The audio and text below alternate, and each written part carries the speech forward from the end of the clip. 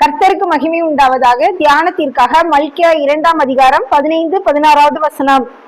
ஒருவனும் தன் இளவயதின் மனைவிக்கு துரோகம் பண்ணாதபடிக்கு உங்கள் ஆவியை குறித்து எச்சரிக்கையாயிருங்கள். இன்னொரு வசனம், ஆகையால் நீங்கள் துரோகம் பண்ணாமல் உங்கள் ஆவியை குறித்து எச்சரிக்கையாயிருங்கள்.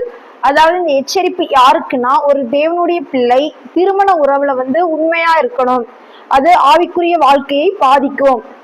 ஒருவேளை திருமண உறவுல தகாத விதமா நாம் நடந்து கொண்டால் அது நம்ம ஆவிக்குரிய வாழ்க்கையை பாதிக்கும். அதான் வேதம் எச்சரிக்கிறது. ஒருவனும் தன் இளவயதின் மனைவிக்கு துரோகம் பண்ணாதபடி நாம் எச்சரிக்கையா இருக்க வேண்டும்.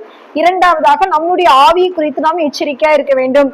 ஒரு திருமண உறவு அல்லது குடும்ப உறவுல ஒரு ஆண் பெண் கணவன் மனைவி எப்படி இருக்க வேண்டும், எப்படி இருக்கக்கூடாது, அப்படியெல்லாம் வேதம் நமக்கு போதிக்கிறது.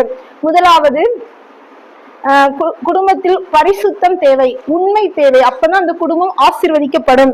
உண்மையுள்ள மனுஷன் பரிபூர்ண ஆசீர்வாதங்களை பெறுவான்.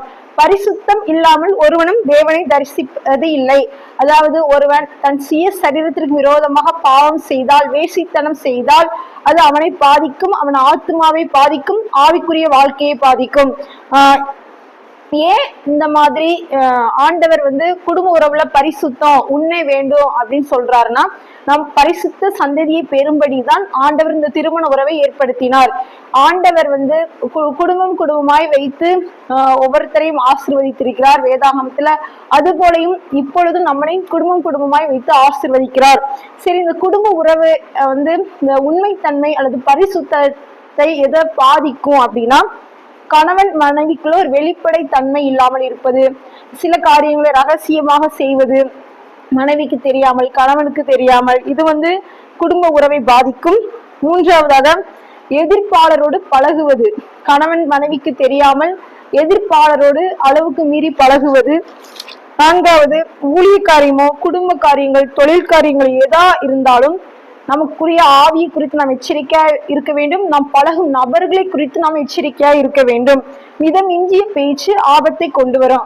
சரி, எப்படி இந்த குடும்ப உறவை நம்ம மேன்மைப்படுத்தலாம் அல்லது ஒரு தேவனுடைய பிள்ளை எப்படி இருக்கலாம் அப்படின்னா, ஏற்கனவே நாம் திருமணத்தின் போது ஒரு உடன்படிக்கை செய்தோம். பிறன் முகம் பாராமல் வாழ்விலும் தாழ்விலும் துன்பத்திலும் இன்பத்திலும் எல்லா காரியங்களையும் இணைந்து நம்ம இருப்போம்.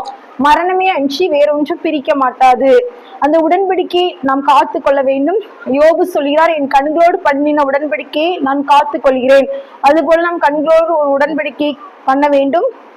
இந்த குடும்ப அமைப்பை அதாவது அசுத்தமாக்கும் விதமாக பிசாசானவன் போராடுவான். அதற்கு நாம் எச்சரிக்கையா இருக்க வேண்டும். பிறர் குடும்ப உறவு